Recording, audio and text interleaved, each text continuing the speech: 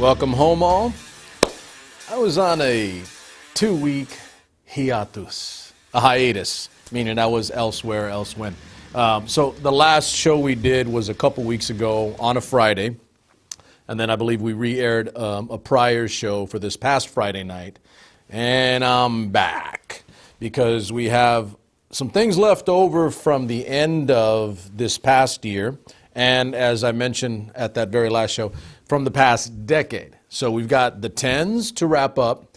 We're almost done with everything that I wanted to do for 2019. I mean, and what does it really matter? Say we're in January, you know, as long as I get it done by this month, we're all good. So I've got a series of one-off, standalone specials, if you will, on particular topics having to do with 2019, and then comprehensively the decade of the 2010s. And so I have put a lot of work, time, energy, and effort in, and money. So team up, T-E-E-M. That's how SuperMex teams up. Time, energy, effort, and money. So we've teamed up. And so I've got all those things coming for you over the next week or two as we finish up January and get into February.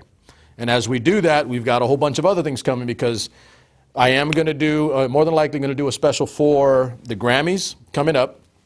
And then the Oscars are also coming up and right around the corner. So in keeping with that mentality and line of topic, tonight, very special cheap date night is going to be on the top 10 movies of the 2010s. In addition, I'm going to give you what I feel or what I believe are my favorite, if not, appreciated actors and actresses of the 2010s. So in that spirit, that group of the 2010s, I'm going to give you my actors and actresses that I really liked out of that time period and then going forward. So the 2010s tonight. And so up front, let me front load you. So tonight, if you're watching, you will be able to win a movie off of this list tonight for one lucky viewer. Now, I'm probably predicating that on somebody that hasn't won, but I've got some of the loyal, faithful followers that always watch, and I'm not going to say no to them either.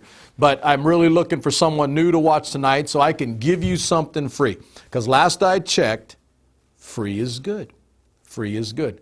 Provided it's not hurting someone else or coming from some bad place. But so I'm going to give a freebie out tonight. A movie off of the lists tonight will go out to one lucky viewer before this show's done. So this show's not going to be quick, and I'll tell you why. Because joining me tonight for our special cheap date night on SuperMex's top 10 movies of the 2010s, I have a young, talented writer / director, actress, assassin, thespian, all of the above, but I'm going to let her tell you, my audience, a little bit more about herself, and she's going to be joining me tonight as we share our two lists, because I want you to get my information, but I do like getting other information. Ancora imparo. You never stop learning. Still, I am learning. So I always want to listen to somebody else's take or view or lists of items that maybe I didn't catch and maybe I need to go take a look at and go back and see. So that's what's going on tonight. It is cheap date night. You know what that means. You get the good-looking dude, you get a good-looking lady, and it's cheap date. So cheap date night, the top 10 movies of the 2010s. Okay, so without any further ado, let's go ahead and bring on, via remote, Lianna Manibog. So Lianna, tell us a little bit about, so your titles there, writer, director, KP calls you an assassin, I said thespian, actress, artist, instructor. Without my secret identity as an assassin like that. It makes it harder, people know. So give us a little bit about current background. So you're an instructor at a school. Go ahead and flesh that out for me. Yeah, so wearing a couple different hats right now. I teach English literature and writing at the college level.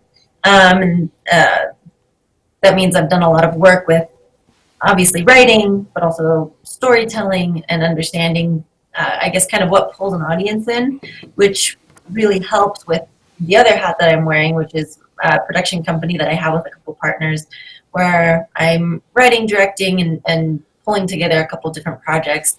Worked with KP on a couple of them this summer as well. So films, television, some of my passions for sure, because it directly relates to, well, both sides of what I do, because they deal with storytelling, right? Right, right. So I like the, and I don't think I asked you that, the first time. You said English, but I don't think I caught, or maybe I didn't get specific, English lit. So Right. you have to write a lot, but you have to read a lot. You have to read a lot. What is that, by the way? What is read a lot? I'm being facetious. How do you I'm being facetious. quantify that? Man, that's hard. You can't get people to sit down and read a book anymore, a 100-page book for that matter. And so, I'll let you know, because we didn't really discuss any of this, but, in some ways, the way I do my show and the things I do on the show are educative and designed with the express intent of getting people to, capture their imagination, so that maybe they go out and they explore and educate themselves a little bit more on what it is we're seeing here. So, for instance, tonight, we're going to go through some movies.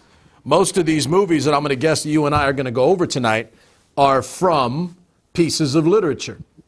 They're from books, right? So that's kind of the hope, is that we get that. So English literature instructor and a million other hats. Let me see, what's the university? It's What called school? Snow College. Say again? Snow College. Snow College out in Utah.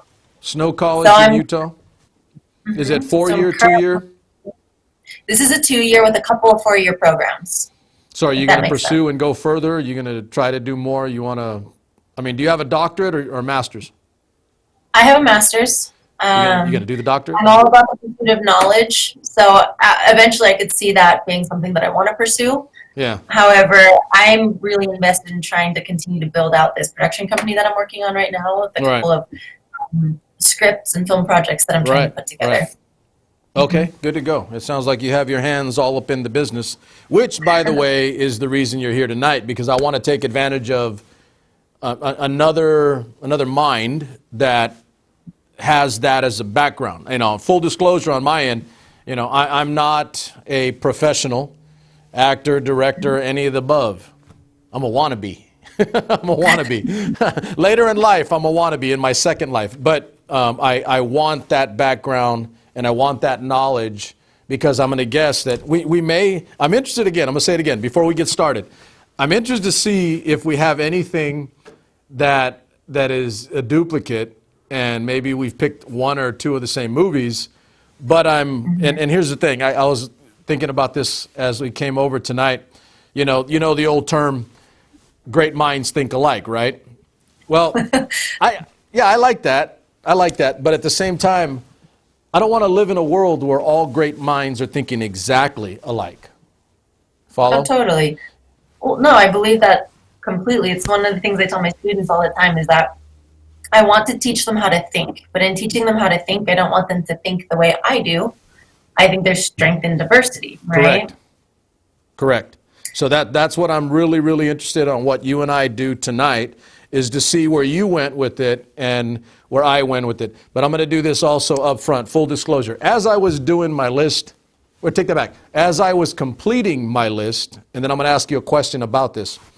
As I was completing my list, and I kind of know this already, but I found that as I went through my list of 10, like, oh man, I'm hyper concerned with what my 10 movies of the last 10 years look like in 10, 20, 30, 40 years, and whether they stand the test of time, because one instructor to another. I'm an old history teacher, and I find that I filter and view things through a prism that is based on, oh, it's good right now, but it cannot stand the test of time, and we'll never know about it because it was just another.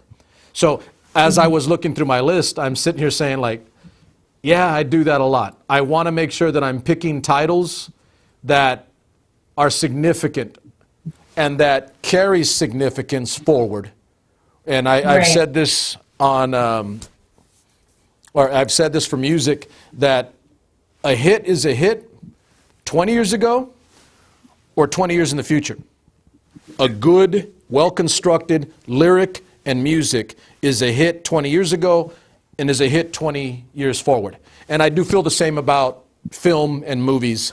The message, the communication of a thought or a concept has to be good 20 years ago or 20 years in the future. So that's kind of my list. And like I said, it wasn't even intentional, but I've found that for myself, acknowledging what I do, I always end up doing that even when I don't know I'm doing it. So in your case, before we get started with the list, where do you think, like after you did 10 and went through your process, whatever that is, after you did your 10, how do you think you viewed 10 movies and what did you want to communicate with those 10? So the criteria I used was essentially trying to look for, well, one of my movies specifically is based on something that has stood the test of time. And so we'll get there when we get to that, Okay. comparison of our lists. But the others that I looked at, I also was looking at strength of the storytelling and socially. Okay, I good. think good art is making some kind of commentary about society or, human nature. And so what I'm working with is a lot of these stories that are trying to critique that. And then at the same time, trying to look for a couple of the films on there that have either brought about like a resurgence of maybe an old form of film that has gone away, or something that has been a little bit groundbreaking in the way it was put together. I like to look for things that are new, that try and break the mold in some way as well. Right. Okay, so, and I'm going to say that even though I think I do encompass some of those things, I'm going to guess the storytelling aspect, because of your background and what you're doing current, and some of the other items that you just mentioned may not all be me, and that's good. That's good. Because let's say, for SuperMex's Nation, my group, and the people that watch, I want you to get, I don't want to say diverse, but a differing view on what people view as good movies. I mean, because here's the thing, and we'll talk about this a little after the show tonight, but the Oscars are coming up, and the movies have been released. I won't go through those tonight. We'll do an Oscar special for it. But the movies have come out, and, I'm looking at those Oscar movies, and I'm looking at them as like, which ones are going to last? How are they going to be viewed? Those are all important, to me, and how we view them. And so what you and I are doing, we're regular folk, unless you're irregular. It's up to you. You can tell if you're irregular. You're an assassin. You must be irregular. But You gotta stop spreading that around, man. well, here's my thing. We're not A-list actors in Hollywood. There aren't a whole lot that look like me that are A-list actors anyway, by the way. I can say that. That's a rub, right? There aren't a whole lot of dark-skinned Mexicans that are A-list actors. But anyway, the voters for the Academy, etc., that's not you and I. But here's our relevance. Here's our relevance. You and I pay the money to go through the doors that make what they do possible. And so it is important that regular folk, that we get our input as well. And so that's quite literally the nature, and I'll share that a little bit with you, but that's the nature of SuperMex's Nation. Regular people standing up and saying, hey, I'm here and I'm valid and my opinion matters. And I'm going to give it to you in a lucid, thought-provoking, good concept way that makes you think and makes everybody else say, like, hey, that guy speaks for me. That young lady speaks for me. I understand what she's getting at. Because here's one that I'll say real quick, and then we'll get started on our list. I got to see 1917, the movie, but the damn movie's not even out. It just came out. Like, how is it up for an Oscar? And I haven't even seen it because I couldn't go to a theater to see it. That's nuts to me. I was like, wait a minute, we're the ones that pay to go see the movies. And you're telling me that 1917 is an Oscar-nominated movie, And this was like a week ago. It wasn't even out yet. I was like, that's crazy. That's my point being is that's not viewing what a great film is from the perspective of the people that make those films possible, the regular person. It's actually pretty fascinating if you look at the list of like Academy Award winners, any of these big film awards that have been given out to the Best Picture. If you compare the list of what has won to the list of what we now consider good, and I remember reading it once, and I cannot remember the specifics, but when some of those that won Best Picture of that year, we don't remember anymore, and others that we now look back on as classics of the time weren't necessarily even nominated. So it's pretty interesting. Okay, that's great point, and I'm going to add to it. So my number one tonight, and I don't think anybody will figure it out, but my number one tonight didn't win the Academy Award. Didn't. But I think, for me, I think that over time, that it's going to hold up exceptionally well. And it's going to be looked at as like, wow, that was a fundamentally different approach to movie making, to film, to acting, to all of the above that no one had ever done before. And that's quite literally why that's how I view movies. So anyway, okay, without any further ado and without any further gilding of the lily, there you go. You're an English lit person. You gotta appreciate my language. I hope. We'll see. Without any further gilding of the lily. So what we're gonna do is for you guys out there. So Lianna has a list of 10, and I've got a list of 10, and we're gonna marry those two, and we're gonna see where it ends up. But you guys get two lists, and I will post these later in SuperMex Nation, the Facebook group, and I will make a separate list specifically and only for the YouTube channel. So all things SuperMex will go out, but you're going to get both of our lists. And again, tonight, one lucky winner, one lucky viewer will win. Let's be real nice. Let's be real nice. Somebody's going to win a movie off of Lianna's list, and somebody's going to win a movie off of SuperMex's list. So you get two movies tonight. I'm going to pick a winner off of Lianna's list. You're going to get a free movie. And off of my list, you're going to get a free movie. And last I checked, free is good. Free is good.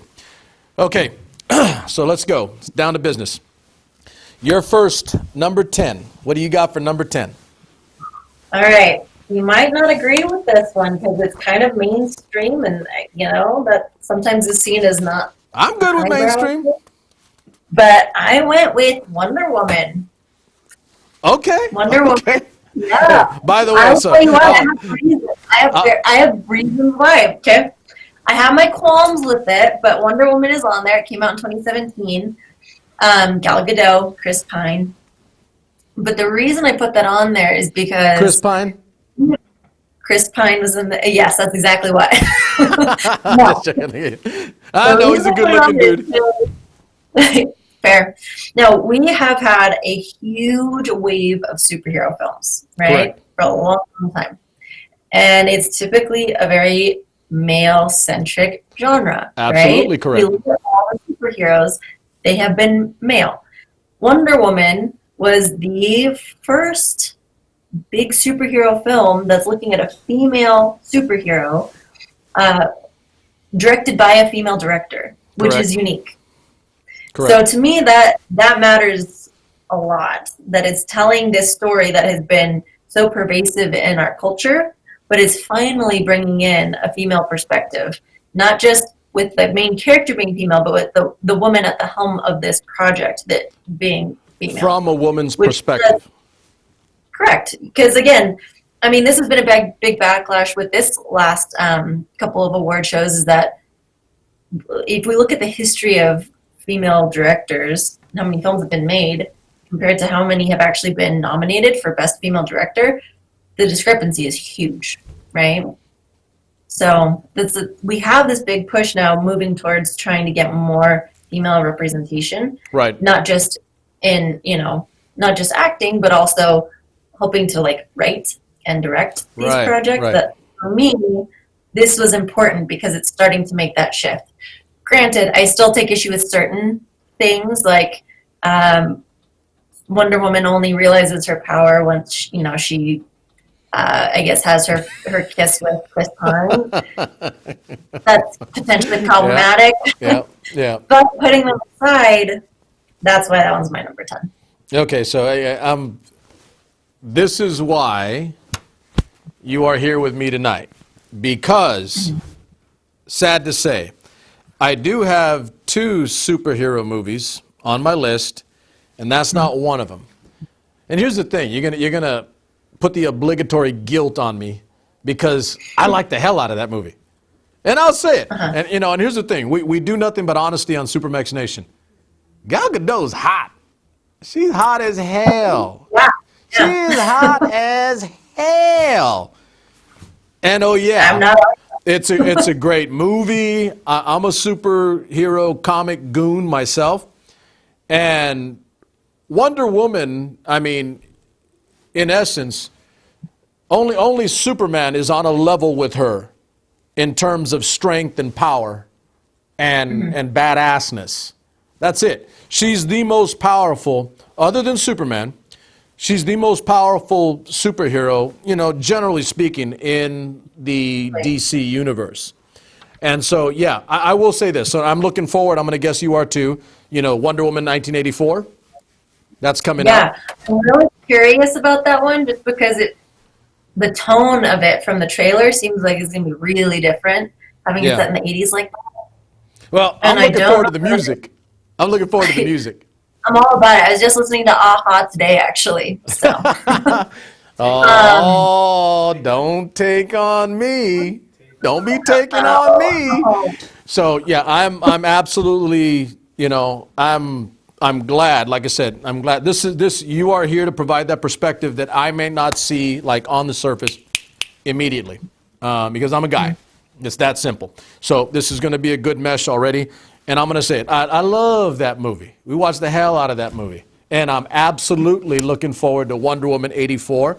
I'll say it because I'm a dude, and it isn't just like chauvinist machismo. The Gal Gadot's hot. And here's, you know why she's hot? Okay, it isn't that she's so gorgeous, like physically in comparison to all other women, but she's humble, she's respectful, she's smart. Those are all the things that make hot for me. I mean, there are a lot of good-looking women in the world, but that doesn't mean they're hot.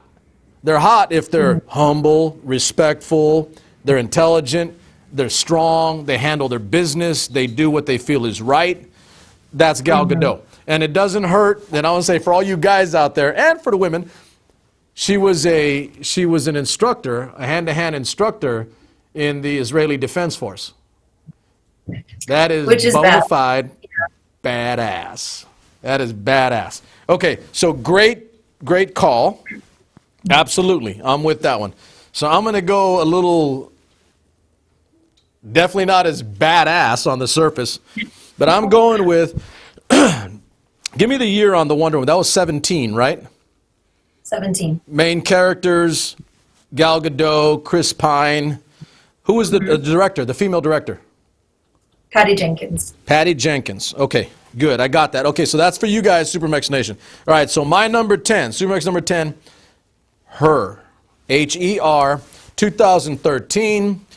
Joaquin Phoenix, Amy Adams, Rooney Mara, Olivia Wilde. Director was Spike Jonze, J-O-N-Z-E. And it won the Academy Award for Best Original Screenplay. And there'll be a lot more to it. But I really this movie was it's a good, well-acted movie from a great actor. But it was also a very, very good look at AI, at our future, at relationships and social norms. And that's quite literally what I took out of that film. It staggered me a little bit in where we're going and how things will be when it comes to social norms, relationships, AI, robotics, etc. I thought it was pretty badass because you get a lot of futuristic movies and you get a lot of movies about the future, but this one was a well-acted piecing together of a possible future for us. Did you have a chance to see that or no? Yeah, well, I think that's interesting because there's a theme I think we see coming out in media these days, right? I mean, Black Mirror is a huge television show right now. if you've had the chance to watch that. But it deals with a bit. lot of those. Yeah, well, it deals with a lot of those same questions of how is technology changing us and what could that look like later on, right? That one it aims to be unsettling. It aims to be dystopian in nature. Correct. But I think, and even the title, right? Black Mirror, like when you have your phone, you turn it off, right? I don't know if people got this, but you're saying who texted me, but this acts as a mirror. How often have you used your phone as a mirror? So it's just an interesting, like, subtle little play on words for the title of that as well. Right. Anyhow, I think we're going to continue to see those trends because, again, that's what good art does. It's critiquing and making commentary on where we are right now. Correct. And trying to figure out, the benefits of where we are with some of these movements like technology, but then also those potential pitfalls. Life imitating art, art imitating life. And then that's that nexus where good storytelling, good movie making meets what is coming and what we're dealing with. So that movie was like, you watch it and you're like, what the hell? And you may not get into it like until too late, meaning you fall off, but watch the damn movie. Watch, for you guys out there, Her, Her, 2013, Joaquin Phoenix. It's just a great movie. It's just a great movie, standalone, by itself, done by, a phenomenal actor. We'll get a little bit more into that later. Okay, number 9, what you got? I went with Sicario. That one came out in 2015. Damn! Okay. I love that movie. I love that movie. Emily Blunt, Josh Brolin, Benicio del Toro, directed by Denis Villeneuve. And that film is looking at essentially how we deal with, the drug cartels in Mexico, right? And what I really like about it is that it shows the complexity of, I guess, the ethical issues at stake in this war. So it doesn't oversimplify it, and if anything, it makes you stop and take pause. And I'm not going to give away the ending because you should just watch it, but it makes you take pause and consider, are we any better in some ways than the people that we're fighting against? Right. There are ethical and moral dilemmas wrestled with by the characters in the movie. And I'll put something out there for the audience, but ethical and moral don't always coincide in hit that same point. But ethical has more to do with the individual. Moral has most to do with social and norms for society. And that one, I think, so I'm chuckling because I love the hell out of that movie. That was a good movie. This is going to be tough because, you're picking some movies that I like, and for the record, I think KP knows this because I sent him an email with my list. Sicario was on my short list. It was on my short list because I do feel it was, and again, back to my rationale for how I choose things, it was different than the usual drug cartel movie, the usual mafia movie, the usual government interventionist movie. It was not like any that I've seen so far. And here's the thing. It's Josh Brolin, who right now is in a really, really good groove with his projects. That dude's making a lot of money right now. He's making a lot of money. The Avengers Endgame by itself as Thanos, he's making money. But Josh Brolin is in a groove. I have a massive crush on Emily Blunt. You could ask my wife and daughter about that because she's badass. She's a great actress. She is a great actress. Okay, so it's a good mix, and it was like totally something that I didn't see as I was watching, like, whoa, what the hell? What's going on here? And so I did watch, I don't know if you've seen it, but, Sicario 2, El Día de los Soldados. I have not actually seen Sicario 2 yet. I'm always skeptical when it comes to sequels, so it makes me nervous with the sequel, but it is on my list. I should watch it. Okay, so I will tell you, definitely watch it, because obviously it's a sequel, but here's the trick. It takes what's already there and it moves you into something totally different and new because they can make a series out of it. And let's face it, a lot of them do that, right? They make a series out of it.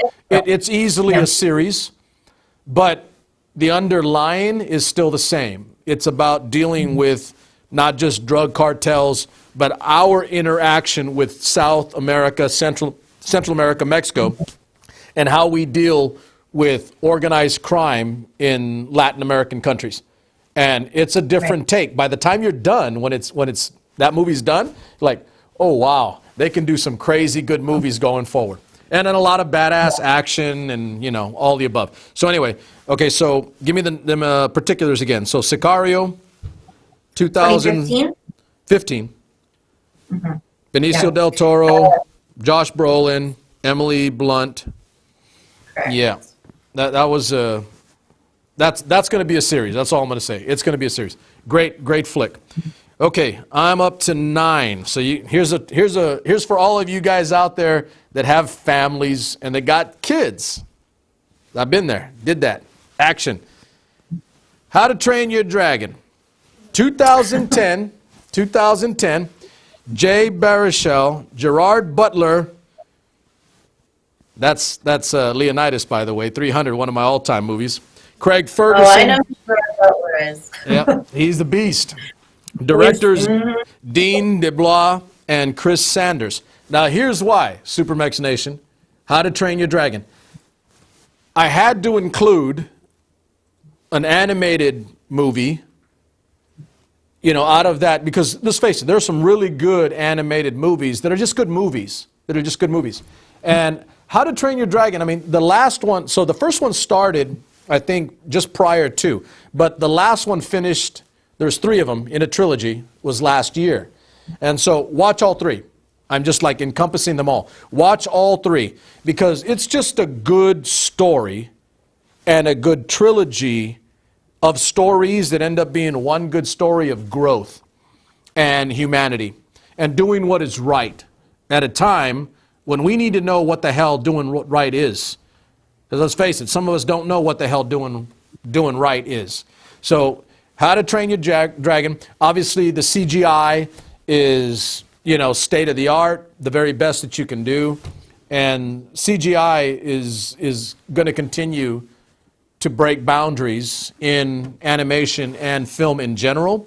I know this award, they won a few for like the major animated awards. They won all of them. It wasn't like an Oscar winner because it was animated, but they won all the major animated awards.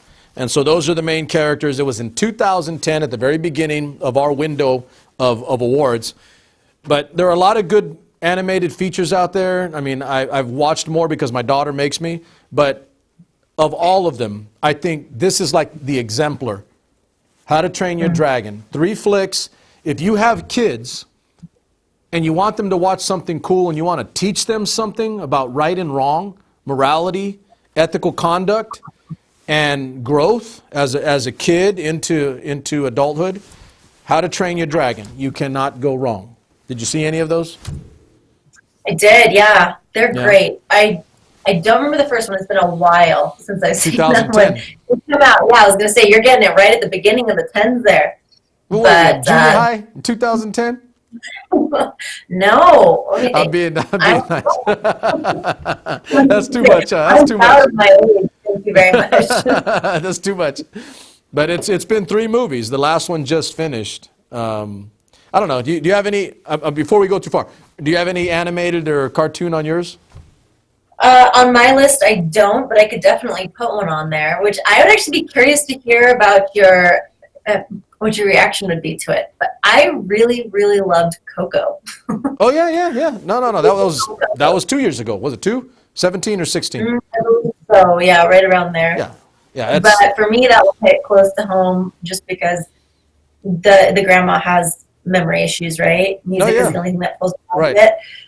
So I recently lost my grandmother, and she had dementia, and that was one of those things that whenever we would play her mariachi music, she would come to life, kind of a thing. So Oh, wow. for me, more personal ties there, but I loved the storytelling in that one. Well, let's put that on the table. I mean, that one's kind of like the movie, Disney animated, whatever, for, Mexican heritage and Mexican background movies that are like, big budget and they're out there.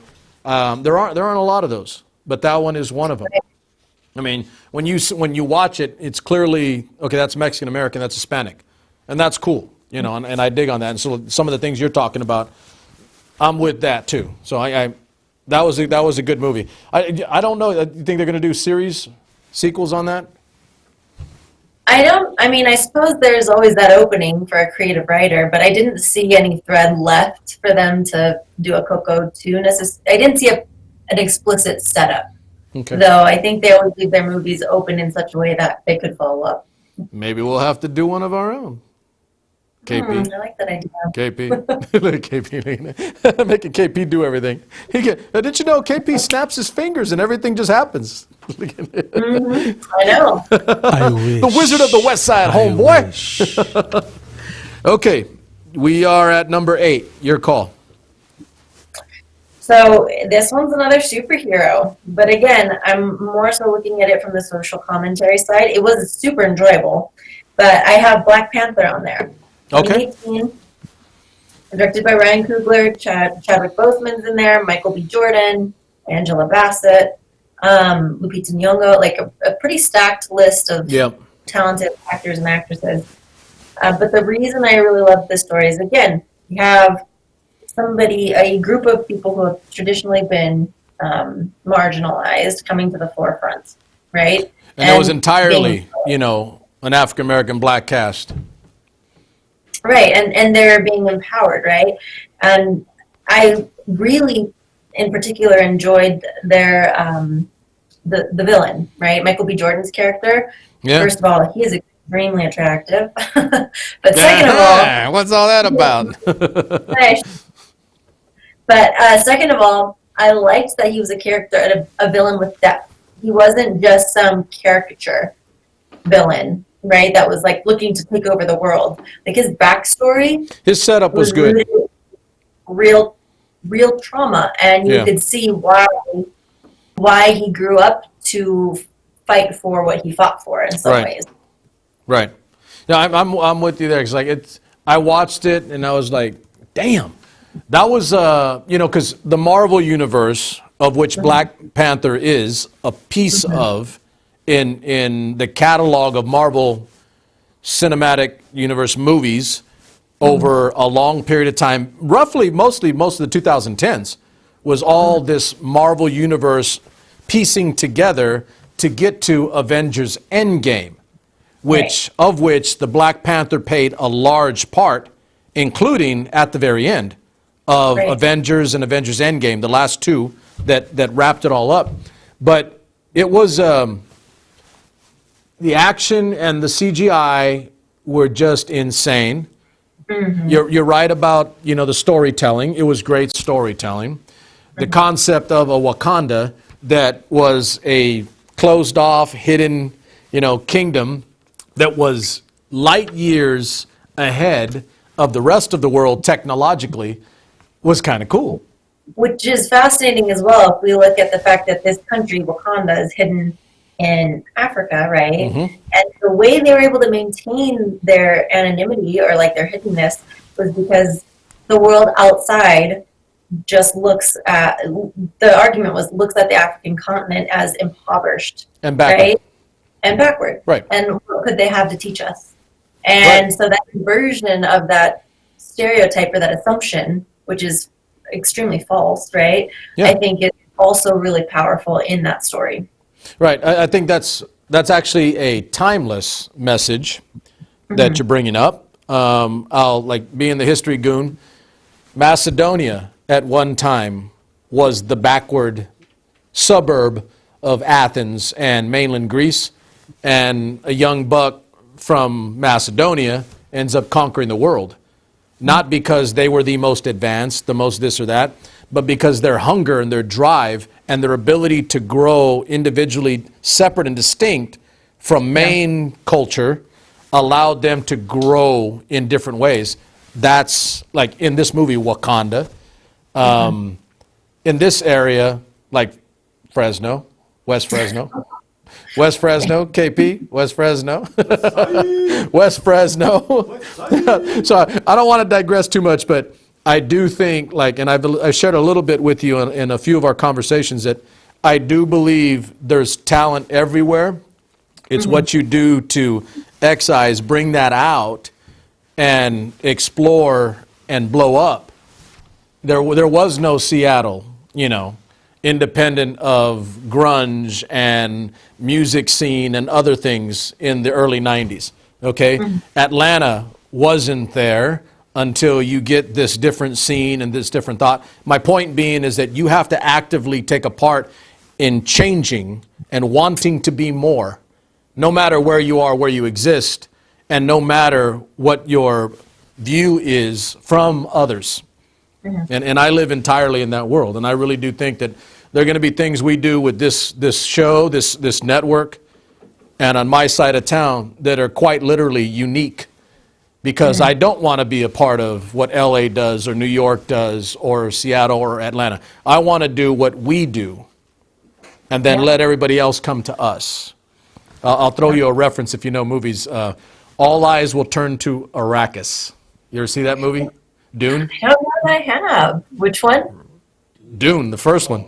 Oh, shoot. Yes, I've even read that book, but it's been a long time. Frank Herbert, baby. I've read too many of Frank Herbert novels, but All Eyes Will Turn to Arrakis. And that's quite literally. I'll give you Field of Dreams. Build it and they will come. Build it and they will come. So I'm with you entirely. All right, so where are we at? I'm at number 8. Okay, so I'm going to give you a superhero movie. Not the Black Panther, but Marvel Cinematic Universe. Captain America, the Winter Soldier. The Winter Soldier. Okay, so of all of the Marvel Cinematic movies that came out in that 10-year window, this one was one of the best in terms of the story told.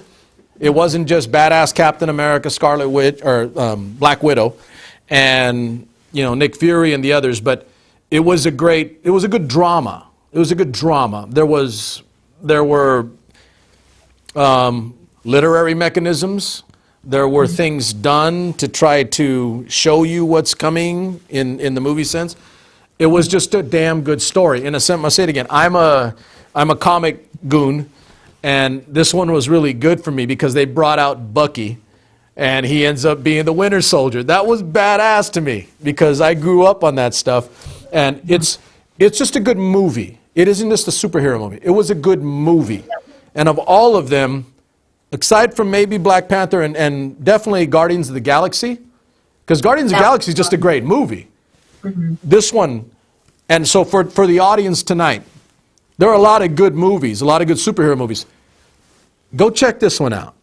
It's unlike any other. It was different than all the others. It was different. And it was right in the middle of tying all the other Marvel Cinematic movies to get to the end game that we saw last year. But Bucky and the story of Bucky and Steve Rogers was just a great plot and storyline. And you're an English lit person, so you should appreciate that. I'll obligate you up front. So I loved Captain America, the Winter Soldier. I'm including it because I think a lot of people, that one kind of like went by and was under the radar, but it's a great movie. And for us comic goons, Bucky and Cap back together after, decades of a sleep, it was just really damn good. And I said again, it's a really good movie. I've got 2 superhero movies. That is the one from the Marvel Cinematic Universe, other than the obvious, Avengers Endgame, the first Avengers, Iron Man, etc.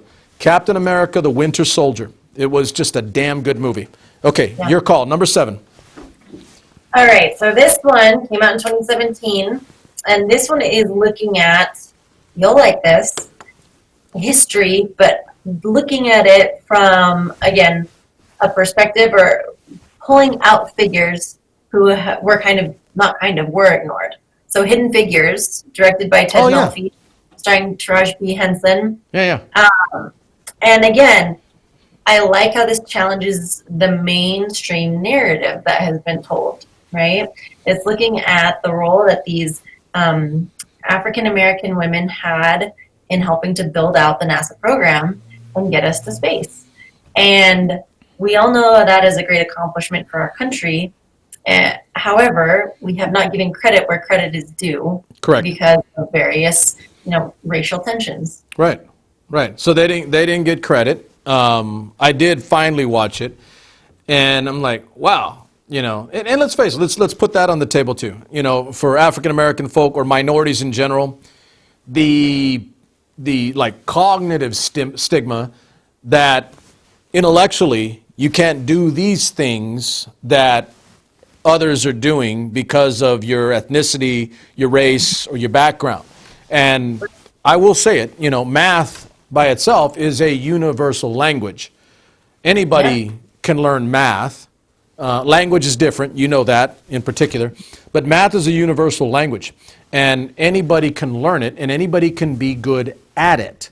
And so I did like that. But you're absolutely right that those ladies never got the attention. They never got the accolades or just and due acknowledgement that they probably deserved for the work that they did to help put our program together, our space program. Well, and here we also see an intersection of two historically marginalized groups, right?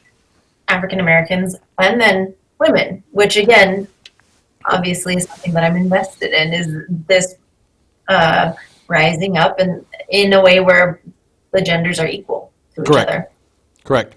Just getting, equal work, equal pay, right? Of course. Equal work, equal pay, equal Do you get equal pay? equal respect. Do you get equal pay? I'm lucky to get equal pay to my colleagues. Yeah. I got a quick question, and then you'll jump back. I don't want to make it too like social, not the movies, right? Because we're in movies. But because of that, it has to do with the movie.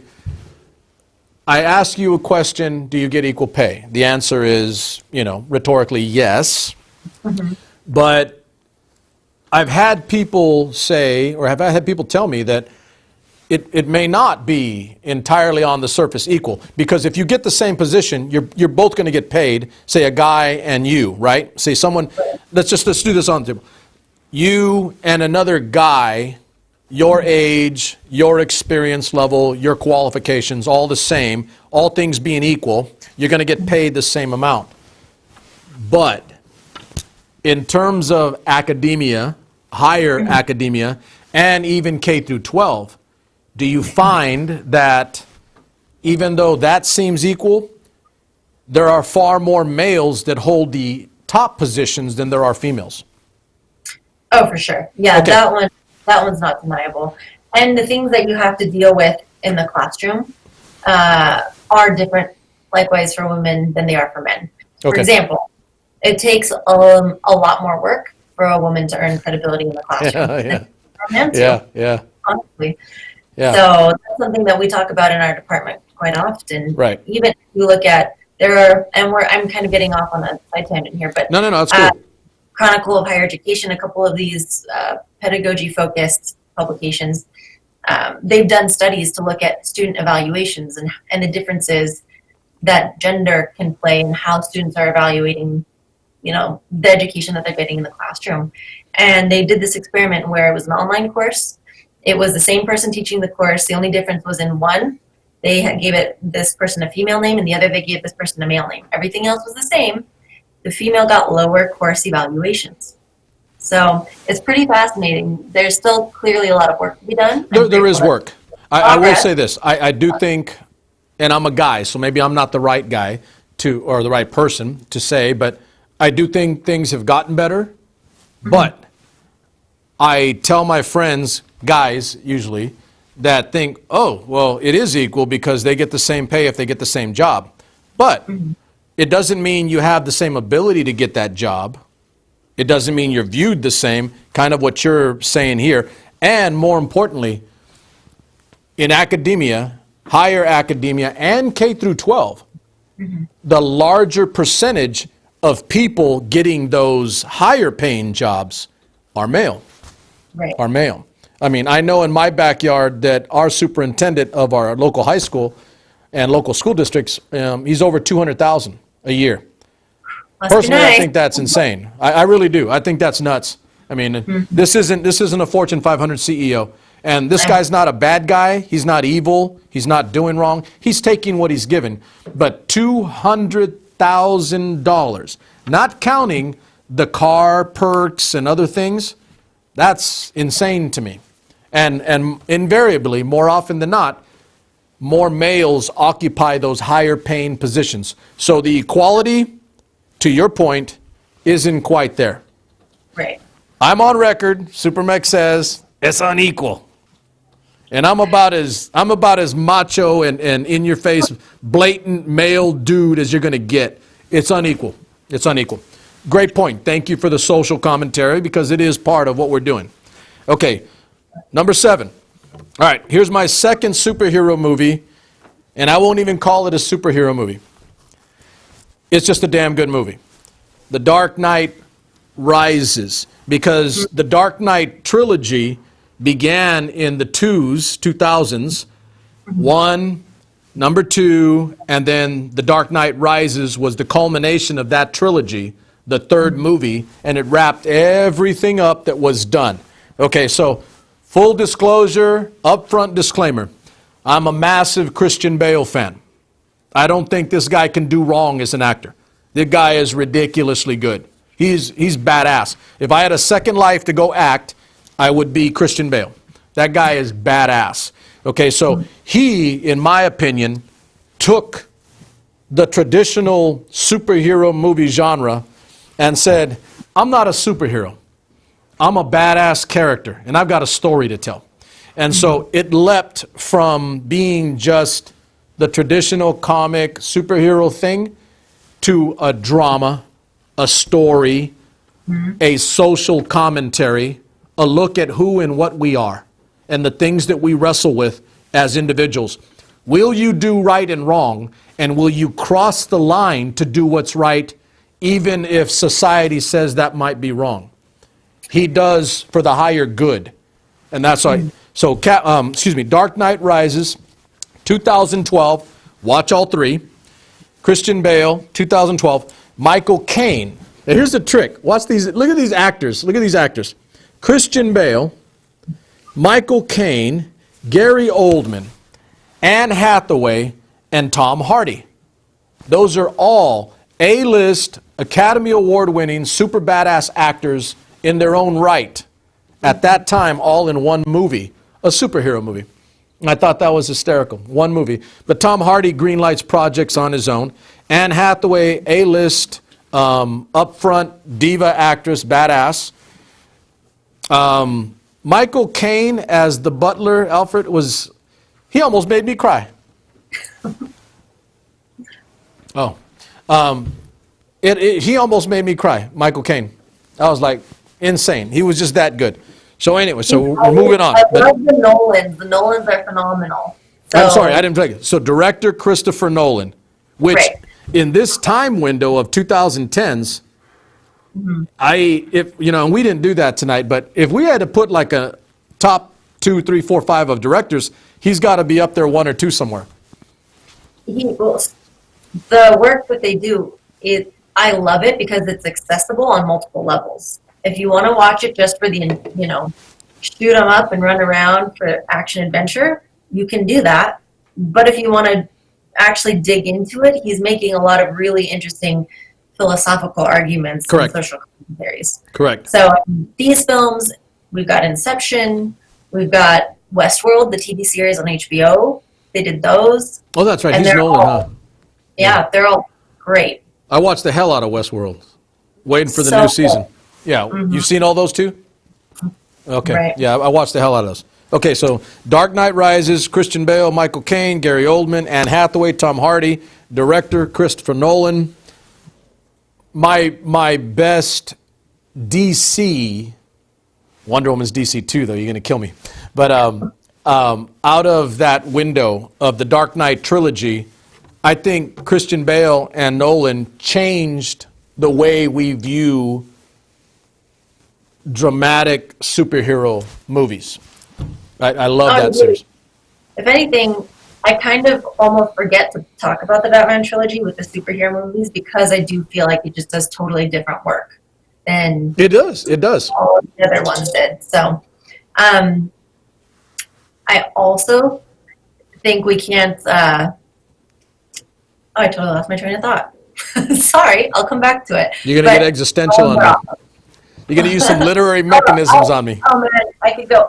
You reminded me. Yeah, the argument that you could then talk about with regards to Batman and being outside of society and outside of the law gets really complex, which I won't get into right now because that could be a whole other side wheel conversation. But a lot of really deep, meaty, ethical, moral questions there too. Right, exactly. So that's what, and I'll say it. I mean, I think that way. I think that personally. I argue with myself. It's hard to win that argument. I grapple. It's hard to win that grapple. I have trouble with right and wrong, and not in a bad way, but I have trouble with right and wrong on doing what is right when I know that the around me, my existential bubble around me, other people, society would say that's wrong to do. And I'm not talking about going to murder somebody, right? I'm not talking about like Batman. But doing what is right in the face of all others telling you that it isn't right, when you know wholeheartedly and moving forward, you know that in 10 years this is wrong. And that as we view this, we will have been wrong. Social commentary current, by the way. But I think like that, and that's why that whole series, that movie, moved me that way, because I wrestle with doing what is right ethically outside of the traditional norms or laws in this case. You know, he's a vigilante. That was the whole shtick to Batman. He does what is right when the law does not allow you to do what's right. And yes, we are enmeshed and mired in that situation right now, where we need people to stand up and do what is right so they don't have to go outside the law. Because if you had people doing what is right, they do not have to go outside the law. So I'll be on that one all day. But so for you, full disclosure, I think that way. I think that way. Okay, number 6. So this one is a genre bender. Came out in 2017. Get Out, Jordan Peele. And the reason I love this one, well, this one also won Best Screenplay. I think. I like this one. Hold on. Right on spot. What? I'm gonna hold you. Spot. That's my number 6. No way. That is KP. Well, that was so well. We can just tag KP, team help this a brother one. out. Number 6. That is my number 6. That is We my can number tag 6. team this one then. Okay, I'll tell you so why great I minds chose do think alike. it. And then I want to hear why you chose it. Okay, let's say that's, well, it meshes, right? Okay, so I'll tell you So- why. Like a regular guy, that scared the hell out of me. That scared the hell out of me. I had this nightmare where I was that dude and some like rich, crazy white family was doing that to me. I'm like, hell no. That's a new genre bending horror, right? Well, see, my reasons for choosing it are different because I love the genre bending. That didn't scare you? I felt like the horror element was different than your typical horror film. It wasn't like a Conjuring. It wasn't like the Insidious films. You didn't necessarily have things popping out at you. It was extremely unsettling. And yet, I think the brilliance of it was that you went in expecting a horror. It wasn't quite horror, so you didn't feel necessarily super scared. It was for me. Let me reiterate. To reiterate, it scared the hell out of me. Assassin, it's fine. Hey, But- maybe they wouldn't do that to a female, but that movie scared the hell out of me. You like the way I Here's do why that? I think it's so brilliant, though, is because I went in expecting to be terrified and wasn't super terrified And yet, the subject matter of this marginalization and this exploitation, that's the real horror, right? You're killing me. And- It didn't scare you. It scared the hell out of me. And it Just didn't saying. scare you. That's freaking me the hell out. That is freaking me. KP, did that thing scare you? That's scary. Okay, hey, so it's a guy-female thing, and that's okay because we're different. But I'm going to say it one more time for posterity. We may even make this a damn, some other fools make memes. Hey, so I'm going to say it again. It scared the hell out of me. I'm surprised it didn't scare you. But you're more on the intellectual. I get it. Go ahead. Run with it. No, like I said, I think it was just great. And Jordan Peele then had Us come out after that, and there's just it's doing a lot of really interesting work. All right, we just saw that one. We just saw the Us. We saw that. Yeah, that was kind of cool too. That was creepy, but not like that other one. Those performance in Us was. I mean, look at that kid's face. Put that up again, KP. Look at that guy's face. That is fear. That is fear. And I don't Right. get scared. That is fear right there. That shit scared the hell. But we're on the same sheet of music. We are. That was 6. And I'm going to say it, okay, it scared the hell out of me. I won't do the cool sound. I won't falsetto that. But that number 6, it was definitely different. It was definitely different than any other movie I saw in the decade of the 2010s. You don't even have to be black, okay? Because of what people in power or position, white, black, blue, brown, green, orange, southern, northern, Republican, Democrat, all of the above. There's a good one for your students. A, B, C, D, E, all of the above. Anybody can be scared by the capability of people with means, power, money, etc., can do to people that don't have. Maybe that's why it scared the hell out of me. But last thoughts on that one, because I'm glad we got that one. We got one right together. All right, number 6. So that was definitely different for me. Okay, so got both that. Number 6. Give me your number 5. I went with The Farewell. So that one came out this year, who? directed by. Pardon? The who? The Farewell. The Farewell. This year? An Asian film directed by Lulu Wang, Aquafina. Was in Okay, it. you're learning me up. You're learning me up. I didn't even know that. Yeah, no, she got really well known for her performance in Crazy Rich Asians, which is another really fun one. And she actually made history as the first person of Asian descent to win a Golden Globe for lead actress in that film. So that was 2019. it was this year, yes. So, on the record, any movies that you name that I have not seen, I will see. I don't know that one. And so Yeah. I will go and get that one. So, The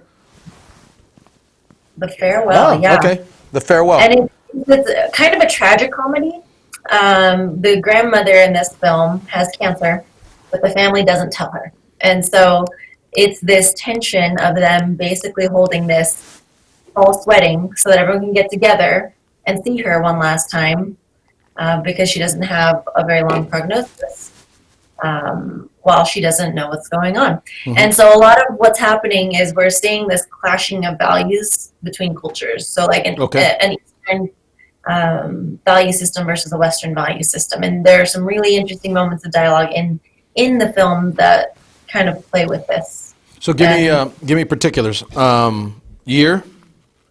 Got that? This past year, 2019. 2019. directed by Lulu Wang, starring Lulu? Aquafina. Aquafina. L-U-L. Okay, that's a Netflix thing, ain't it? Yes, she's also coming up No. with a show. She's got a show coming up. I've seen that advertised. Is it on Netflix or Prime? I think it's coming The up. Farewell, it was released. No, not that. Aquafina. Yeah, she's got a series. She's gonna get a series. That's it. She's got a series. Okay, so that actress. Yes. That actress is in this She's a one. rapper. She's a hip hop artist. She's a rapper? Yes. What the hell? She's actually a rapper. Okay, I didn't know New that. York, not New York. You learn She's- something She's got really every good damn day. I didn't know that. I didn't know that at all. Okay, so on the record, I will check that one out. The Farewell. Awesome. Thank you very much. Yeah. All right, my number 5.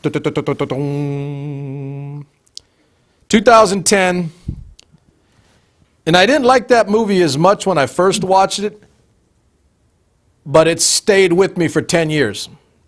The Social Network. The Social Network. Jesse Eisenberg, Andrew Garfield, Armie Hammer, Max Minghella, and a wannabe actor, Justin Timberlake. He's a wannabe actor.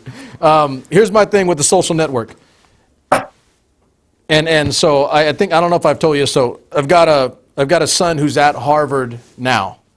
Mm-hmm. And the things he tells me about the conversations that he has with just people milling about, eating at a dining facility or in classes, what they're coming up with and what they're thinking about right now, like this guy, right, that created Facebook, Zuckerberg, at Harvard, the concept and the conceptualizing of things that they want to do end up being something that you and I are on quite literally right now. You and I are on Facebook.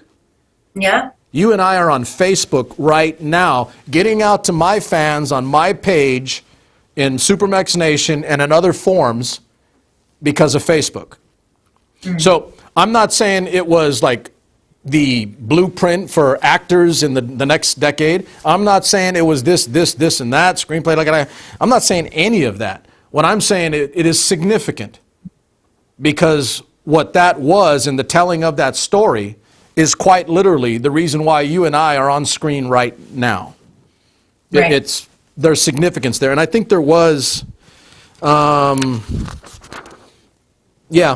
won the director David Fincher.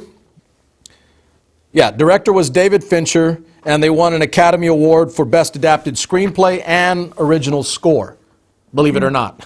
Best Original Score. So they won 2 Academy Awards, so it wasn't like just some crazy movie. But I'm still thinking about that movie 10 years later because of social media, the social network that has led us to think and to act and to conduct ourselves in different ways as a society right now. I think we all know that, right? I mean, there's no question that social media plays a larger role in our lives than it ever has in our history, and definitely more than 2010. That was a story telling about how this guy, Zuckerberg, changed our lives. Whether we like Zuckerberg or not is irrelevant. What matters is the outcome of his product. Yeah. And so that movie, in a weird way, like I said, when I saw the movie, I was like, little cheeseball.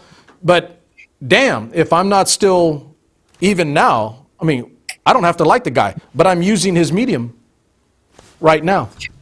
Right now. So anyway, did you see that one or no? Yeah, I have. Yeah. It's been a while, but yes. 10 years, right? 10 years. Okay, right. Let's motor along. Number 4. So for number 4, I went with another one that came out this year. And it was kind of a sleeper film that came out of nowhere and wound up being quite successful. It's one called Peanut Butter Falcon. So directed by 2 unknowns, Tyler Nilson and Michael Schwartz. And the story around why they made this film is really, really cool. So they wound up getting Shia LaBeouf in there, as well as Dakota Johnson. And they put this together. It took them about 5 years for their friend Zach, how do you say his last name? Gottsagen, I think is how you say it. But he has mental disabilities, but he really wanted to act. Mm-hmm. And so they would go to this kind of like acting camp and wound up meeting him and really liked him. So they created this story around him in order to help him accomplish what he'd always wanted to accomplish, which was to be in a film. Okay. And is that it there? Yep. That is it. it. Yeah, I've seen that. No, okay. I didn't watch it, but I've seen that. It was either on Prime or Netflix. So Peanut Butter Falcon. What was the year? Just this past year, 2019. 2019. I think it was a pretty wide release as it gained traction in theaters. No. But I really like how it's just this indie film that came out of nowhere that people loved because of the storytelling. And it was well done. Kind of took you by surprise. Okay, so I was probably going to get to that, but as I stipulated earlier, if it's on your list and I have not seen it, I will see it. So watch it. Peanut Butter Falcon. I'm gonna. My wife and daughter are here with me tonight, so they're probably, we're gonna take a list and I already got a list a mile long of movies we got to see. I'm gonna end up being watching movies all the damn time, man. Like, got nothing better to do, right? Got to make some money. Anyway, Peanut Butter Falcon, 2019. I will see that movie. I got you on that one. And I do listen. Shia LaBeouf is not appreciated as an actor. I mean, he gets kind of the bad rap for all the crazy, that he does. But the kid's a good actor. The guy can act. Yeah. Yes, and you'll like him in the film. Okay, I will definitely watch that one. All right, number 4. Number 4 from this year, year past, The Joker. It was on my list of 2019 movies, and aside from the obvious, and I think what should be a Road to Best Actor award for Joaquin Phoenix, I think, you never know. But he has won the SAG Awards. He's won the Golden Globe. He's won just about every award you could win leading up to the Oscars. And I do believe he deserves to win. I do. I absolutely. And I've seen almost all the other movies that all the other actors are in, and he was just incredible. So let's put that aside for a second. Great performance. Good. We're talking about the film. If you dig and you watch, and I'm going to watch again and again and again, and I've said this on air on the show more than a few times, you have social commentary and social relevance right now with what that movie portrayed. Things that people are dealing with right now. When he walks into his counselor and the counselor tells him that the government is shutting down due to lack of funding, he will no longer receive his medication because he's a little, he's a little weird, off something. It won't be too critical, ruthless, but he needs his medication to think and stay straight, personally. That's going on right now in America. That is right now. The fact that we treat people differently and beat the hell out of them just because they are different. That is right now. That has always been going on. The ability for media and social media to elevate someone beyond a simple, hey, I'm this regular nobody guy, and become something more, which is what he ends up at the end of the film, where he becomes this this iconic image of the wrongs with right now in a society. That's all right now. That is all right now. So there's so much going on there, underlying social, that the story told and the director put out. It was I walked out of that, I was like, that was an incredible movie. It was a badass movie. And yes, his performance was incredible. And the commentary on mental health issues is extremely relevant. And that's it's right now. Problem. And there needs to be a huge shift in the way we handle mental health and treat mental illness. Correct. If we took the time, energy, effort, and money, because that illustrated the point. What happens when you walk in and you can no longer get your medication? Your life alters, your life changes because you can't afford it, or because the government will no longer fund it, or you can't afford it because the government sees the prices skyrocketing. That's all right now. That is current. Drug prices in America. I can go on and on. That's going to be an election issue, by the way.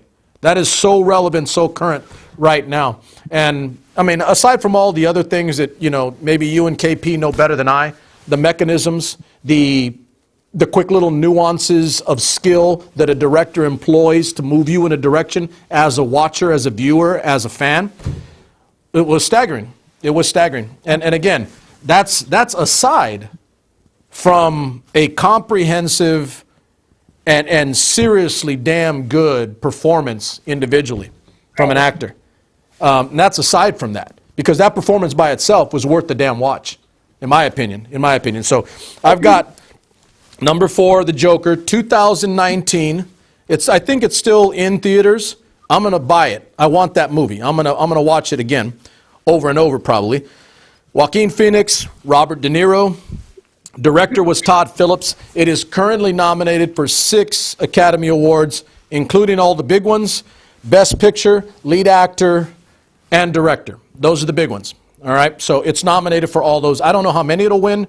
I'm fairly certain that Joaquin Phoenix should win for at least Best Actor. I really do believe that. And I think it's acknowledged by all of his peers, including Christian Bale and some of the others that were phenomenal in their roles. They acknowledge he was just another level. It was like one of those singular performances. And by the way, Joaquin Phoenix already has an Oscar from prior. Anyway, so Joker, thank you for your input, because yeah, mental health issues are right now. And we better get a damn handle on it, or our people are going to suffer. Okay, your go, number 3. So number 3 came out in 2015, and it's actually an adaptation of a book, which I love the book, which is probably why I also love this film. But it's the film Room, not to be mixed up with the movie The Room, which is Just one Room? of those. Yeah, Just Room. It was directed by Lenny Abramson. It's starring Brie Larson, Jacob Tremblay, William H. Macy. And the premise of this story is, do you remember a few years back when they arrested this man because he'd been holding a couple of women hostage in his basement for years? And I children. It's that same kind of story. And Brie Larson's character is the one who's abducted. You don't see that. When we start the film, she's in this room. That's Captain Marvel. Pardon? Yeah, it is. I'll mess with you. Go ahead. The prequel. Yeah. No, but, she has a son from her captor while she's in this room, and she's trying to protect her son. Really? Trying to raise her son and Wait teach a minute, him. wait a minute. Let me back it up. So she has a son By her captor. Correct. from that dude. Yeah. So he raped her, Yep. and she had a son.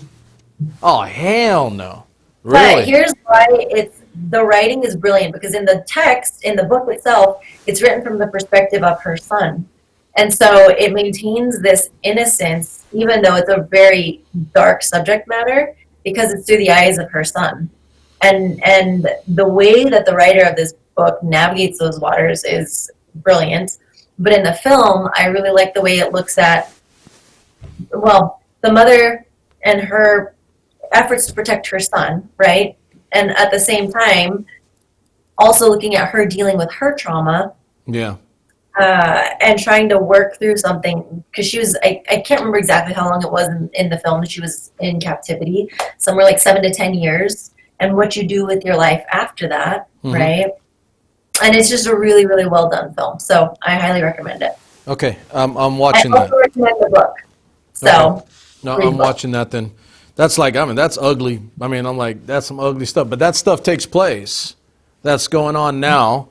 And I know for some of my loyal followers that have been with me for a number of years now, I have done more than a few. I won't say a lot. I will do more. But I do a lot on human trafficking. I do a lot on guys and underage girls, guys taking advantage of girls. I do a lot because I think that's sorry. If you're a guy, you're sorry. You're a sorry excuse for a human being to do that.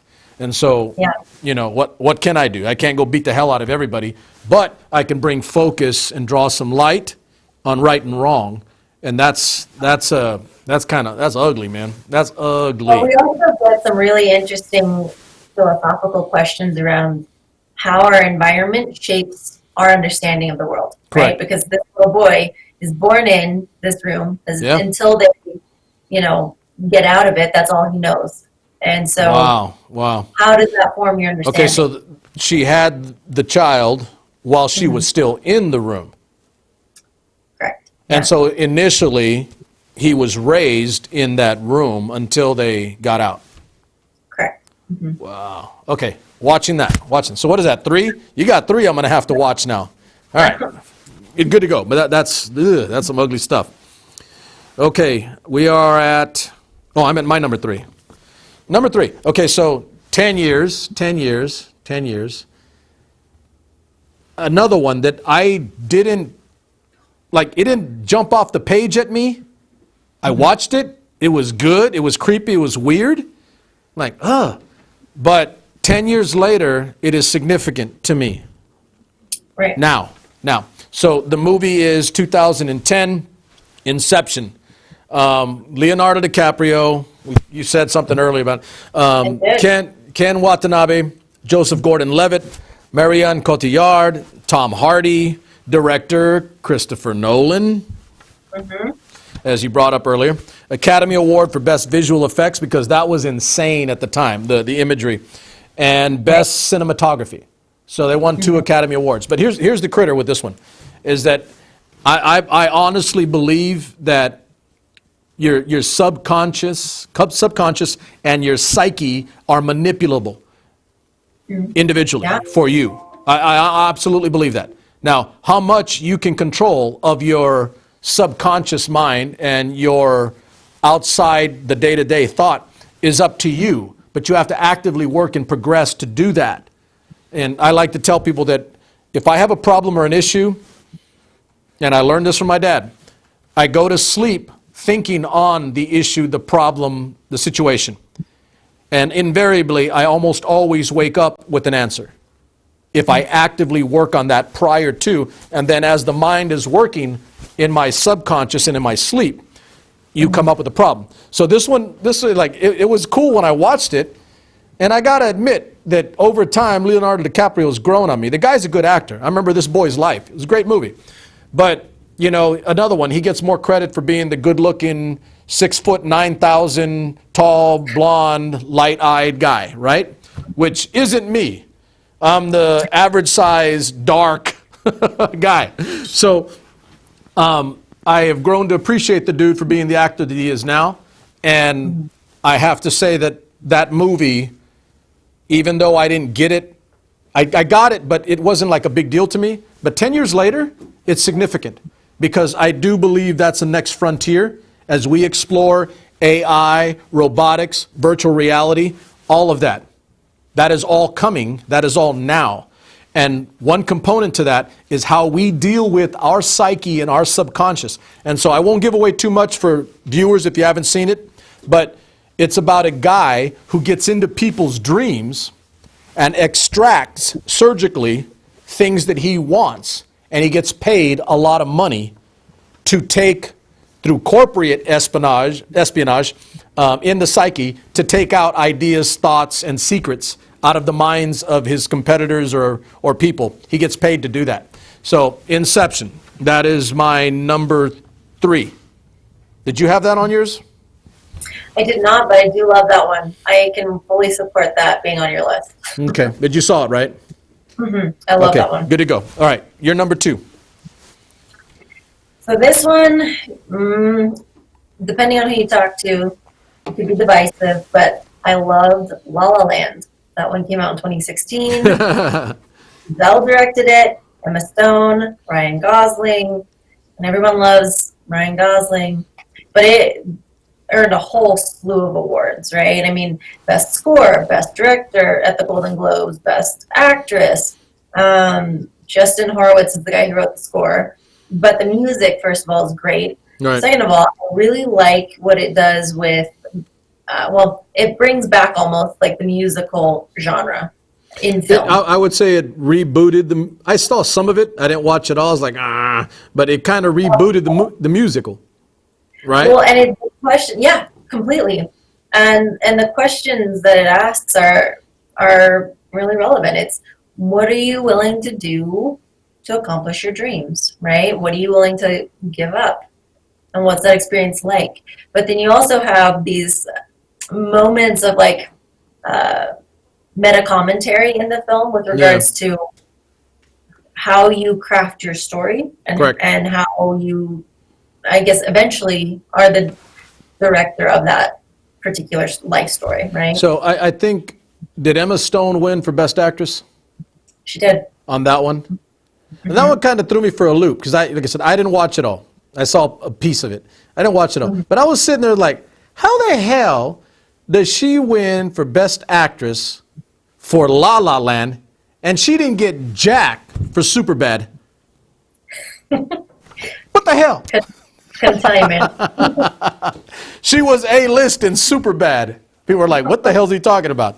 Superbad. Before she was that, she was Jules. Okay, so I know they won a load, though. I know they won a load of awards off that movie. So I don't know. Like that one, I'm like, oh, man. I know. I told you. No. I'm not saying for you, but I'm saying now I might have to watch the damn thing. You did say it, but I said, not seen you watch. And I put it on record. That's the problem. That's what happens when you're live and you put it on record. You have to, like, do what you say you're going to do. Do it, yeah. Anyway, Emma Stone will never be as good as Jules in Superbad. That was my movie. Okay, my number 2 from this year. And this one was a tough one for me because, well, it's there. 2019, Jojo Rabbit. I absolutely love everything about this movie. And I've said more than a few times on air, the Nazi and World War II genre is the most covered and the most talked about, the most written about, period, epoch, E-P-O-C-H, in human history. In human history. So if you're going to do a movie on Nazi Germany, then you better do something quite unique and different than anything that's ever been done before. I said prior to that, Schindler's List was that. Yeah. There was nothing like Schindler's List about Nazi Germany and that period in our history, World War II. There was nothing like it. Jojo Rabbit, I have never, and I've seen a lot of World War II Nazi movies. I've seen more documentaries than most people would care to count. There is no movie like Jojo Rabbit that I have ever seen about that time period, about that epoch in human history. There's nothing like it. There's absolutely nothing like it. I absolutely love the movie. I'll go a step further. KP knows this. I think that little kid, Roman Griffin Davis, should have got a nod, at least, for Best Actor. He was phenomenal. He was phenomenal. Yeah. He was the beginning of the movie, the alpha, and the omega. He was beginning to end the entire movie, all of it. Yeah. And as an actor and as a performer, if you can do that, you can carry the entire movie individually. That's pretty incredible for an individual actor, like Joaquin Phoenix in The Joker. But this kid played a 10-year-old little boy, and he made me choke up, he made me laugh, he made me think twice, he made me feel empathy for his situation as he was trying to fit in the Hitler Youth in Nazi Germany while wrestling with the wrongs of anti-Semitism and death. The kid was phenomenal. I really do. I think he was absolutely incredible. And so that director, so I'll give you that. So Jojo Rabbit, 2019, Roman Griffin Davis, Scarlett Johansson, got a crush on her, Sam Rockwell, Rebel Wilson, Thomasin McKenzie, keep an eye on her. She's a hell of an actress coming up. That young gal, the one that plays the Jewish girl in the hidden area. And then Taika Waititi. That dude as a director, I mean, he's on everybody's short list right now to direct film. And as Adolf Hitler, he was insane. That guy was insane as Hitler. It was true. So they're nominated for 6 Academy Awards: Best Picture, Best Supporting Actress, and Best Screenplay. Personally, I would like to see it win Best Film. I don't know if it will. It probably won't. But I'm going to say it again. I have never seen a movie like that dealing with the most covered, most talked about, most written about, your area, the most written about period in human history. And it was unlike anything I've ever seen. And again, good performances, all that other stuff, but it was just it was a great film. I absolutely love that movie. I'm going to buy that one, and I will watch it repeatedly. Jojo Rabbit. So if you guys haven't seen it yet, I don't do this very often. I'm telling you to see Jojo Rabbit. I don't do that because I don't like telling people what to do. But if you're in my audience, you're my fans, it is worth it. It is that damn good. Jojo Rabbit. Go watch it. Okay, your call. So this is our number one, right? This is your number one. What you got? So this one Hit me. has stood the test of time. It is also based on a book, a very well-known book, and has been done as a film before. But came out 2019.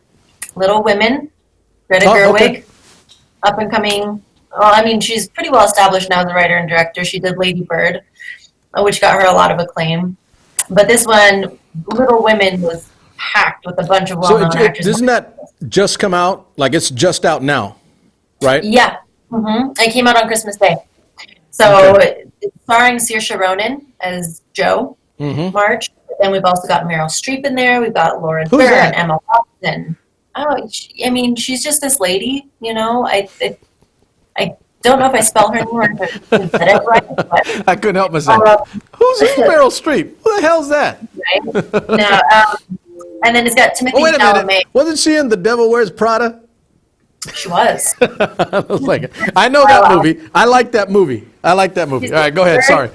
Actress. But no, I just love this film because, again, it's looking at, it was considered like domestic fiction, which most people were like, why would we read that? It's a story about just these lives of these sisters and women, and it's boring. But it's not boring because it's real life. We're looking at, human connection, and we're also looking at, again, one of the subjects that matters a lot to me, expectations placed on women and how they're navigating in these different social, I guess, expectations that have been placed, right? So let me make you work, Professor. Let me make you work. Yeah. So, like as what I said about number 2, Jojo Rabbit, and all good. But like Jojo Rabbit, the most covered period in human history. Little Women has been done a lot. Right. Yeah. It's almost like you update it for the time, right? So this is your query, your question. It's been done a lot. What is different or better about this one than all the prior iterations? Yeah. So one, to your point that it's been made often and just updated for the time, I think that shows how timeless and relevant the story is, right? If we can continue to update it for the time and have it still resonate, there's something there that was tapped into. This particular story, Greta Gerwig plays with time a little bit, and so the way in which the story is told is not linear, because the book itself is basically in 2 parts. No. Oh, okay. The film kind of splices back and forth between future and past in ways that frame both of them in an interesting way. And she also ties in elements of Louisa May Alcott's life with Jo's character in this particular film. Okay. And the way that, we all know how Little Women ends, I would imagine, at this point. I don't think I need a spoiler alert since it's been around for so long. But she makes Jo's character very much kind of like a literary representation of Louisa May Alcott, the author of the text, which I think is really, really cool. And she also kind of has this moment at the end where, in the book, Jo's character winds up marrying the professor. However, that was due to social pressures exerted Dirty upon old Louisa. perv. She did not want to marry off Jo's character. She wanted to leave her But unmarried. they normally had to, right? Right, but the publishers told her, no one's going to buy a book about an unmarried woman. She has to get married or she has to die. And so that comes out in the film. And again, I just really like the way she merges those characters, but then commentates on all these different roles. Okay. All right. So that answers my question then. So like I said, Louisa May Alcott and the story, that book, it's almost like required reading, for the most part, growing up. In terms of the literature of it, which I'm sure you could appreciate, there are just books you should read growing up, male or female, and that's required reading like for normal school systems. But yeah, it's been done a lot. That movie in particular, somebody doing a movie on Little Women. So, you know, I have not seen it. I know it's out, but that's another one, just came out recently. And so I'm going to have to get I do like Saoirse Ronan. I mean, she's... Joe. Yeah, She's there are a lot perfect. of good actors. I mean, actresses, right? There are a lot of good actresses, but she's a different critter. I think she's going to start doing some stuff that's just like going into this new decade. It's just going to, her roles are going to be off the charts. I really do believe that she's something coming. Okay, so I got you. Here's my number one. My number one. And I think I alluded to this a little earlier. I had never seen anything like it. I haven't seen anything like it because it was done differently. The construction of the movie and the directing and all the storyline, all of it that goes into it, had to be different. So you'll know immediately when I say it, because it was done, the movie was done over 12 years. Over 12 years. My movie number one for the 2010s that really staggered me, and again, another one, when I first watched it, it was just a good movie. I was like, oh, that's kind of cool. Yeah, I get it. And then over time, I was like, that's a badass movie. My movie is Boyhood, 2014. It was, again, it was done over 12 years. This wasn't a movie you shot, you put out, you watched.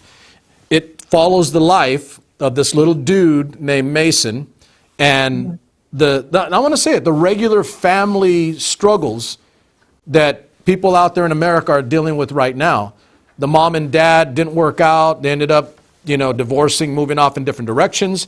The kids tugged between the mom and the dad, trying to reconcile all the things that go along with a split family, having difficulty in the school system as they detail that out.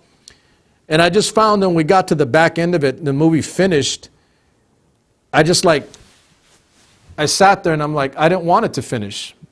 I didn't want it to finish. I wanted it to be an ongoing movie about a good kid who, through just some love and some perseverance, deals with all these things, grows up, and ends up being just a good kid, good regular person, not screwed up, not messed up, not doing crazy stuff because they had a busted up family. You know what I mean? Because that's the norm now. If people have busted up situations, families split, families divide, and the kids end up suffering for it. This movie was entirely from the child's perspective and how he dealt with it and how he managed to grow up and still be just a good person. And we need a hell of a lot more of that right now. And so that movie, I kept going back to him and saying, and I'm not going to say I do relate to it a little bit. I lost my pop when I was a little boy.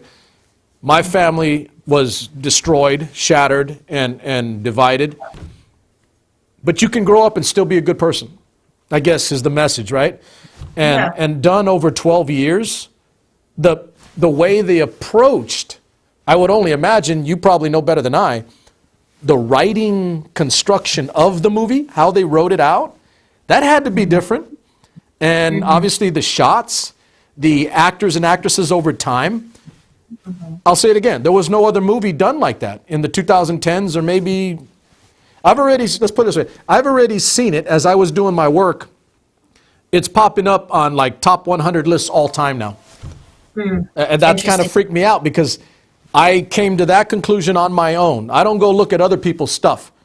I take my own and then I go look to see, oh wow, check that out. Maybe I'm not that far off base. But that movie, 2014, so Patricia Arquette, Ethan Hawke, both really good actors and actresses themselves. The young man is Eller Coltrane. He plays the young boy, Mason. Director was Richard Linklater. They did win a BAFTA award for Best Picture. And then Patricia Arquette got the Academy Award for Best Supporting Actress. So that's, I love that movie. I'm going to say it, I not just highly recommend, but like the others in this 3 or 4, and maybe Lianna's too, you guys got to watch these movies because they're an indicator, if not a microcosmic spotlight or view of who we are, who we were over the last 10 years. And isn't that what art is supposed to do? That is what it is supposed to do, in my opinion. So my number one is Boyhood. So what we'll do is, we're not quite done. We're about to wrap up, but I've got a list of 10. Lianna's got a list of 10. I'm going to share those with you. Tonight, I'm going to pick a winner off of the people that have been with me all night. Some of you guys, Sean, okay, you're going to win, Sean. You've been here. I know Barbara ropes you into watching my show, homeboy, but I got nothing but love for you, because if you love Barbara, you love me, and vice versa. So, Sean, you win tonight. You're going to pick a movie off of my list or Lianna's, and I'm going to send you that movie. And then I'm going to go home and take another winner, and you're going to get this a movie off of our 2 lists as well. So this is what we're going to do. We got our top 10s. We're going to get to the last 2 things that we're going to do tonight, and then we're wrapped up. So, Lianna, let's just run them all. So let's do with the best actor first. So what we did was we looked at the best actors and actresses of the 2010s.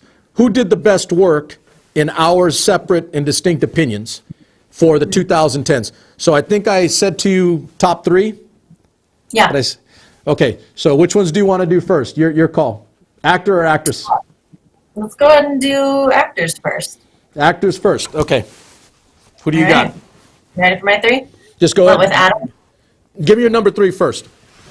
Oh, man. I don't even know if I rated them. Okay. Tom Hardy is on there. Okay. We've got some Michael B. Jordan. And then Wait a minute. Hold on a minute. Yeah. She did tell me that, like, Michael B. Jordan is a really good looking man, right? Tom Hardy's a good looking dude too. Is, but I see where you're going. beauty and talent are not equally exclusive. It's fine. I'll mess with you. Okay, go ahead. So, do you have them 2 and 3 like that? Tom Hardy? I kind of just put them all. I don't know that I have them rated, but Tom Hardy, Michael B. Jordan, and Adam Driver. Because Adam Driver has been doing phenomenal. So you don't have a number 1? If you had to pick. Oh, Come on, teacher. There's no A, B, C. What's the answer? I'm in the humanities. I'm in English. We don't have Yeah. ridiculous. I might go with Adam Driver just because he has come out of nowhere and he's giving some really powerful performances. Okay, so I will say it. I'm a little partial. Not that I don't like the other guys too, by the way, I do. But I'm a little partial to Adam Driver because he is a vet. He is a Marine, and I got nothing but love for a veteran that lives in that world. Because you have to restructure your thought process to live in this other. And let's face it, this isn't the old days in the 40s and 50s and 60s where the A-list actors were almost always World War II or Korean War vets. There are not a lot of veterans that are A-list actors anymore. So let's just say I'm pulling for the young blood. I'm pulling for him. I love the fact that he's expanding who he is as an actor and not shying away from really pressing his boundaries. And I think, did he get nominated for an Academy Award or no? Not for Marriage Story? He did for a Golden Globe, though. Okay, so for Golden Globes, he did get nominated for Best Actor, I believe. So he's there. And I know that, no, take that back. I do know that because Joaquin Phoenix, who won the Golden Globe, acknowledged Adam Driver and basically said, you're coming up, and I see you. Because he is. So. He's nominated. Jonathan Pierce, Adam Driver, Antonio Banderas, Joaquin Phoenix, and Leonardo DiCaprio. Okay, so he is on there. Okay, I do think yours is a very good forecasting of what's coming because every one of those is still, I'll say, relatively young. I'm not relatively young anymore, but they're relatively young enough to still be doing, a really big body of work for another 10, 15, 20 years. In other words, the 2020s can be big for all 3 of your guys because of where they're at. So, okay, I'm going to give you my actors, and mine are not going to be, they're different. They're all 3 different. But I'm good with those 3. So my 3 actors for the 2010s, and here's the thing, it's more definitely a look back as compared to going forward, even though they're not ancient, they can still do great work, and I think they will. So I'll go in order. My three were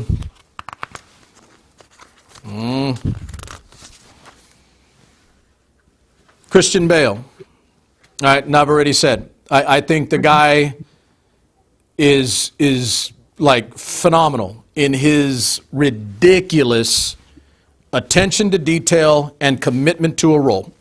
He's already becoming legendary for his immersion into whatever role he chooses. So for my fans, viewers, Ford versus Ferrari, which is right now, The Dark Knight, and I've already said earlier that I really do believe he fundamentally changed the superhero movie in how he conducted himself as an actor.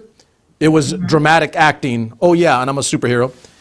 Vice, which came out, I think, 2 years ago, a year and a half ago, where he plays Dick Cheney. American Hustle, great movie. And if you watch two movies, and you want to watch two damn crazy good movies with Christian Bale, American Psycho and The Machinist, Machinist, The Machinist, you will see the craft of acting from a guy. And those two movies are a while ago, by the way. But this is a guy who's just there. Okay, so that's my number three. Here's one that you guys might know. Might not know. I'm partial, as KP knows, to English, Shakespearean, classically trained actors and actresses. Tobias Menzies. KP, see if you could put a picture of that fool up, because nobody knows what he looks like. Tobias Menzies. Like, who the hell? The Crown, he was just in. Outlander, he was in. Game of Thrones, Casino Royale, The Night Manager. He's almost never the lead actor, but anything he's in, he makes better through his performance. And I first got to appreciate and notice him in the early 2000s when he played Brutus. And this is for you, Lianna, to go back to what I said earlier. Brutus and Caesar have been done a gazillion times. Mm-hmm. He played Brutus like I've never seen anyone play Brutus, ever. Tobias Menzies. He's English, and he is a hell of an actor. And I look forward to when he starts getting cast as lead in whatever the hell he does. He may not. He's a good character actor, but the guy's phenomenal. I mean, that's him. There you go. I think that might be from Outlander. But It's Tobias Menzies. I have appreciation for those English actors. And my number one, and it's kind of finishing up. If this were like 2015, I would have went with Christian Bale as my number one. But over the course of 10 and finishing up on the back end, I went with Joaquin Phoenix. It's a good choice. What I'll give you that. Joaquin Phoenix. And not just because, he's nominated for an Oscar right now, because he's been a damn good actor for a long, long time. And I think he's only getting better. I think he's that good. Okay, so your actresses. Go ahead. That's my number one. Okay, so I couldn't keep this down to three. I had to do four. All right, go ahead. But I've got Kate Blanchett in there. Classically trained British actress. Okay. Phenomenal, and I think she's underrated. Awkwafina, who was in The Farewell, which I was telling you about, right? She's just coming up out of nowhere, and I think she's doing a lot of good for shifting, bridging cultural gaps, I suppose. Renee Zellweger, she just won an award for her portrayal of Judy Garland in that film. And then Lupita Nyong'o from, from Us, from Black Panther. She's, like I said, especially her performance in Us was just phenomenal. Yeah, that one put me out. We just saw that recently. And she can carry a project. I mean, she's there. She's there. Yeah. Phenomenal. She's definitely there now. I'm with you on this. So give me your three again. Kate Blanchett, Awkwafina, Renee Zellweger, and Lupita Nyong'o. But Kate Blanchett's my favorite, just hands down. She always turns in good work, and I think she's under. Renee Zellweger, she's probably going to win for Judy. I mean, Yeah. like Joaquin Phoenix. As a matter of fact, I think that's the only category, Best Actor and Actress, that are kind of like we kind of know. All the others are all over the place. But she's Her won. performance in that was so good. Yeah, Was so she's good. won. She won the SAG. She won the Golden Globes. She's won just about everything for lead actress in a role. So it's probably going to be her for the best Oscar actress. And she's been good for a long time. She's been good for a long time. I mean, she's been doing the work. But she will always be, to me, Dorothy Boyd. Jerry Maguire. That's Dorothy Boyd right there. That's what she got her look. That's what she got her look. All right. Here are my 3 for the night. Number 3, best female actress of the 10s. So I'm gonna go back to the UK. My number 3, and nobody's gonna see this one coming. I like to throw a curve once in a while. Dame, you like that, KP? Dame Maggie Smith. Dame Maggie Smith. See if you could pull up one on her, because people won't know her. They won't know her either. So Dame Maggie Smith. If you don't know, now you know. That's what Hakeem Jeffries said. Minerva McGonagall. She's Minerva McGonagall in the Harry Potter series. That's what people know her from. That's where a lot of young people saw her initially. So she's Minerva McGonagall in the Harry Potter series. She's Granny in Downton Abbey. If you watch Downton Abbey, I did and I do. She was in Sister Act, Gosford Park. She was in the original Clash of the Titans. She's got a catalog of movies going back to like the 50s. Wrong one. The 50s or 60s. Maggie Smith. Maggie Smith. That's Dame Judi Dench. Oh, KP's throwing his own in there. He's throwing Judi Dench in there. Really great. Yeah, I know. So anyway, she's got a catalog a long time. And so for the record, the lady's 85 and she's still doing work. And let's hope she's doing it for another 20 years.